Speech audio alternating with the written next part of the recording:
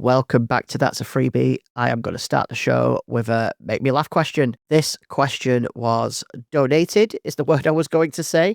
I mean, I suppose it is donated, but that's not the correct word. The correct term is submitted. There you go. This question was submitted by Toby.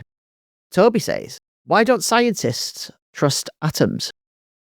Because they make everything up. I did laugh at the time. Play the theme tune. Sit back, relax, unless you're driving. It's time for That's a Freebie.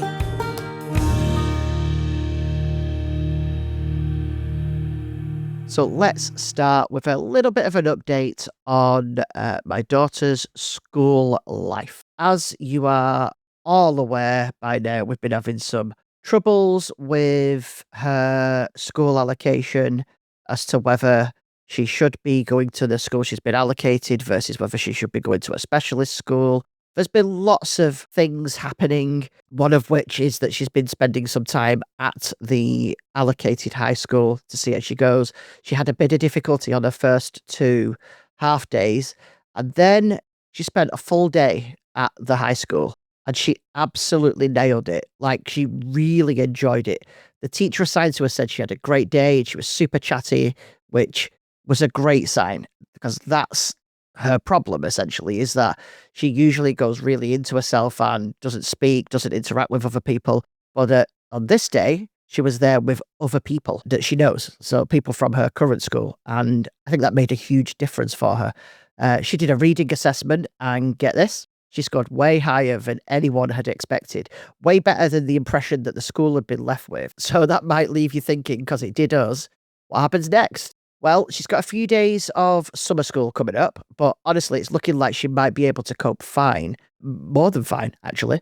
She did really, really great. Our big worries have all been around her ability to sort of fit in socially and be able to manage the sheer number of people there. And apparently that didn't bother her at all, because they move around in groups anyway when they move from classroom to classroom. So, yeah, and in a bit of a surprise twist, she's finally admitted out loud that this is the school that she wants to go to, not the other one. She doesn't think is a right fit for her anymore, which is quite huge, actually. She has said that once more in the past, but she never said that she wanted to go to this the one she was allocated. So it's looking like this might be the right school for her. Obviously, we don't want to jump to conclusions, because we are not the ones educating her. We are not the ones seeing what she's like on a day-to-day basis. So it's a very, very difficult decision to make. But I mean, personally, I do think that the school she's been allocated educationally will be better for her. The other school was not really up to the standards of education that, as in, they provide a good education, but they are, for example, we were told that she wouldn't even do GCSEs if she went there, because they don't do them, because it's too taxing for them. And I don't know, I feel like she probably could, even though the current school seemed to think that she wouldn't be able to. And that's the tricky part now, is convincing her current school, because they're absolutely adamant that she won't cope socially at this high school, but she just did.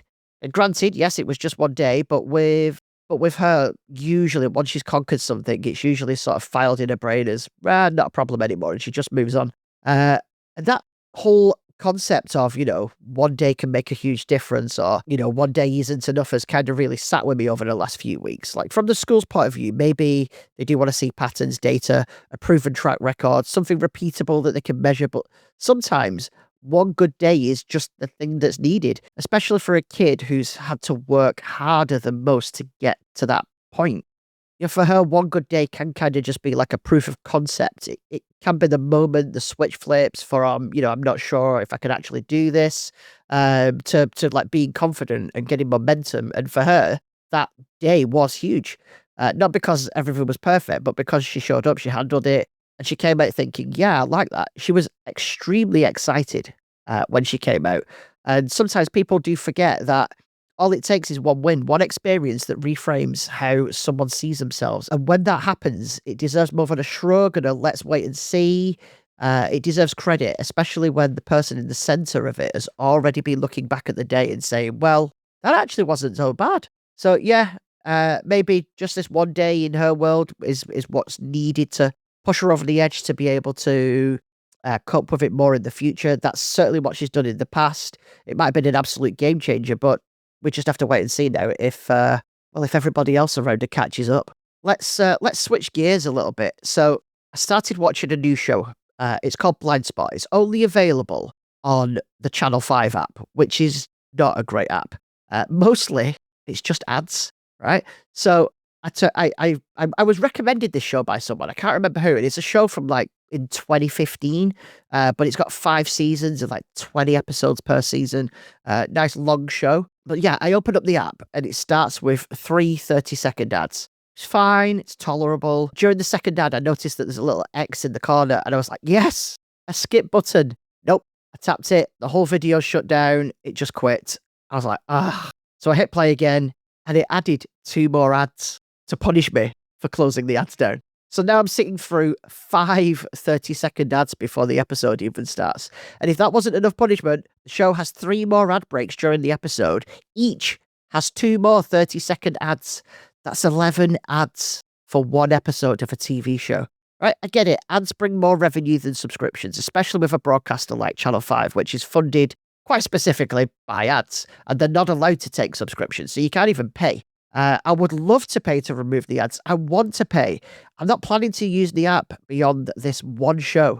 So they're not going to make that much out of me in the ads. And I would gladly cough up a few quid just to make the experience less rage-inducing because I really hate ads. But unfortunately, that's just not an option. The show is pretty good. So I'll stick with the ads for the time being because I want to watch the show. It kicks off with a mystery woman found inside a duffel bag in Times Square, which sounds way creepier than it is. She's no memory of who she is, and her body is covered in these really elaborate tattoos. And there's like a label on the bag saying to deliver to the FBI. And she's one of the tattoos. This isn't really a big spoiler. One of the tattoos is actually an FBI agent's name, and it's quite big on her back, so it's prominent. If you quickly realise that the tattoos aren't like decorative, they're actually clues. Each one leads to a new case or a hidden conspiracy. It's got a mix of government intrigue, puzzle solving, and a splash of sci-fi weirdness, which is the kind of stuff I enjoy. It actually immediately reminded me of a show that I used to watch years ago. It was called John Doe. I don't know if I've never met anybody else who watched it, but I promise you it existed. It was a real show. It had a very similar premise. A man wakes up naked, confused, and completely without his memory. But in this one, he knows everything else. Like, literally, he knows every fact, every detail. The only thing he doesn't know is who he is or how he got there. And both shows kind of hook you in with that as like the mystery in the center of it. It's somebody's identity. And then you unravel it piece by piece while you solve like the other like mystery of the week along the way. That's probably why I liked Blindspot. It's proper like a layered mystery. I like that balance of character-driven stories, weirdness, things where you don't really know what's going on. But then there's always this like giant overarching secret plot going on in the background, and you find one little breadcrumb to it at a time, and it's good. Scratches like similar itches of like Lost. Well, I guess I never really watched all of Lost. Person of Interest, that was a very similar kind of show. Really, it's all shows where it's like, here's something pointing towards clues of bad things happening. And they don't take themselves too seriously, which is good. There's enough action, like momentum in it to keep it moving without getting bogged down in like, oh, it's all about these tattoos, even though it kind of is to a degree. Blindspot has got me hooked. If you like John Doe back in the day, email in, let me know, because I'd love to meet somebody else who actually watched that show. I suggest you give it a shot. And one last topic, because the whole ad thing's got me thinking, like the sheer number of them just made me think about, like, why are we inundated with ads on TV when there's all these subscription models? Like, it's just a little bit weird. So, like, what I was thinking is, why do so many networks still prefer ad-supported content over charging, like, higher subscription fees? Because I'd absolutely pay a higher subscription fee. But I did a little bit of research, nothing too in-depth, but, it turns out the answer is pretty straightforward. Ads make more money. Yeah. For broadcasters like Channel 5 or even companies like Netflix, offering content for free with ads means that they can reach more people. There's no paywall to turn anyone away. No more viewers means more impressions, and that's what the advertisers pay for. It's also, and when you think about it, it makes sense. It's more reliable income.